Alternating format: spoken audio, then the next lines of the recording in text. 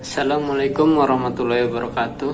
Saya Muhammad Hafidz Rizkyullah akan mencoba belajar membaca kitab Irsyadul Ibad bab iman sebagai tugas dari dosen Gus Rizal Makul Qiraatul Kutub untuk membaca dan menerjemahkan kitab. Saya di sini akan membacakan kitab Irsyadul Ibad bab iman.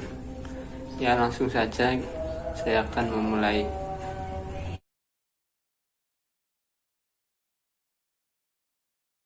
Bismillahirrahmanirrahim.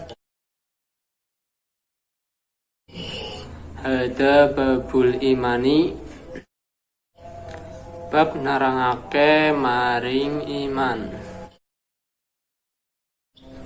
Qala wisdawu sapa Allahu Gusti Allah Ta'ala, ya ayyuhan nasu, hai manusia, ubudu sembahlah oleh kalian semua. Ai wahidu tegese nyuwiji-aken sira Rabbakum ing pangerane sira kabeh.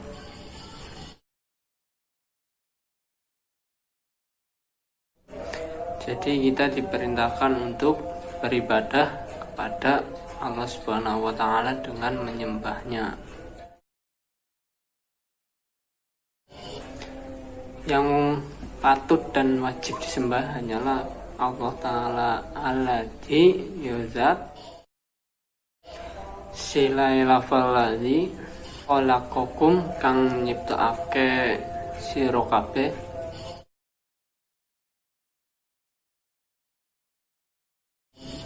Jadi yang setelah menciptakan kita itu Gusti Allah.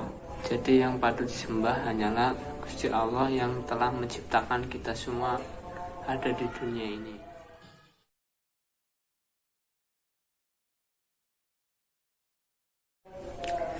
Dan tidak hanya menciptakan manusia, melainkan Allah itu menciptakan banyak makhluk seperti halnya tumbuhan, hewan, dan jin, setan, masih banyak lainnya.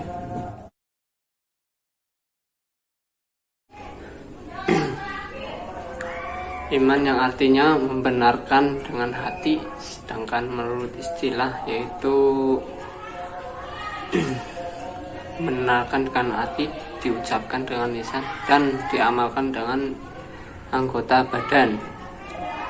Pengertian iman secara rinci yaitu membenarkan dengan hati, yakni dengan menerima segala apa yang dibawa oleh Rasulullah SAW dan mengikrarkannya dengan cara mengucapkannya dengan lisan. Sebagaimana syarat untuk bagi orang Islam yaitu ucapan syahadat, membaca asyhadu an la ilaha illallah wa asyhadu anna muhammadar rasulullah. Kemudian dari setelah meyakini dan melafadzkan, kemudian kita mengamalkan dengan tingkah laku kita atau dengan gerak tubuh anggota kita sebagai tanda keyakinan bahwa kita yakin bahwa Allah itu ada. Dan ada beberapa rukun iman yang dibagi menjadi 6, yaitu 1.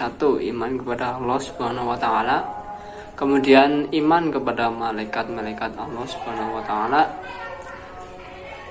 lalu iman kepada kitab-kitab Allah Subhanahu wa Ta'ala, kemudian iman kepada nabi dan para rasul Allah Subhanahu wa Ta'ala, kemudian iman kepada hari akhir, yang terakhir yaitu iman kepada qadar dan qadar. Kemudian apa yang membedakan iman dan Islam? Ada perbedaannya.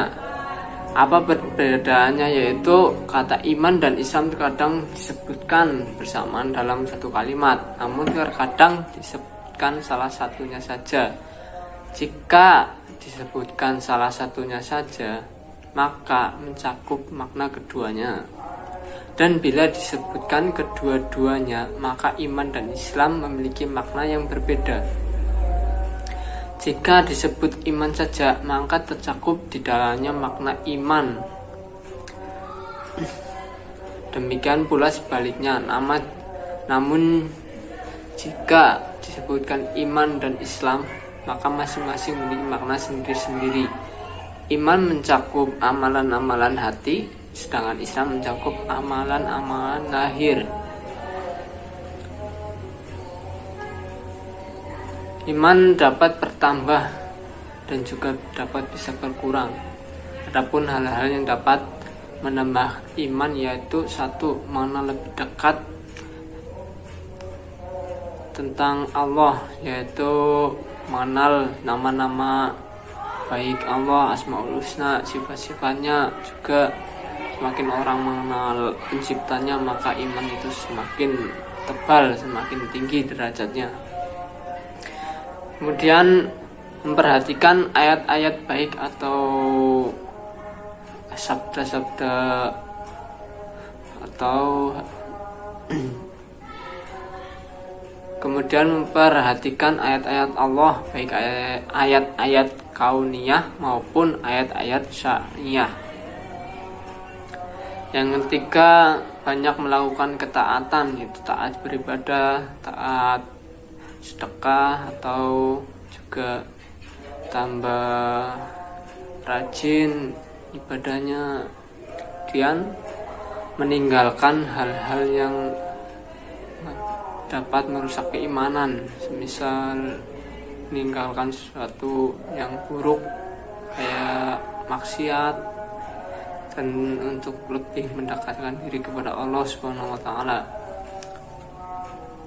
Adapun hal-hal yang dapat mengurangi keimanan kita atau kepercayaan kita kepada pencipta, yaitu berpaling dari mengenal Allah dan nama-nama sifatnya. Jadi kita masa bodoh tentang nama-nama Allah yang baik dan benar, Asmaul Husna, atau tentang rukun-rukun Islam saja kita tidak tahu, itu jauh, maka iman kita bisa dikatakan tipis atau kurang.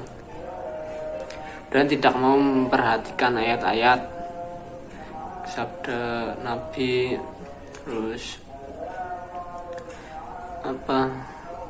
ayat-ayat yang ada di dalam Quran, kita tidak percaya bahwa ayat itu benar-benar diturunkan melalui malaikat Jibril kepada Nabi Muhammad SAW.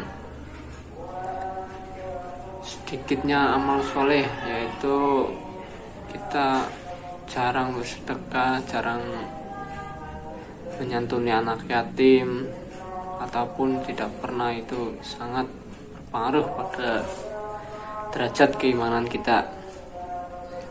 Kemudian hal yang sangat meruntuhkan keimanan kita yaitu sering melakukan maksiat, baik maksiat yang terlihat ataupun yang tidak, karena Allah itu Maha Tahu. Jadi bila kita ingin tinggi derajat iman, maka kita harus menjauhi hal-hal yang buruk menurut pandangan Islam. Demikian yang dapat saya sampaikan. Kiranya masih banyak kekurangan, kurang lebihnya mohon maaf. Wabillahi taufiq wal hidayah. Wassalamualaikum warahmatullahi wabarakatuh.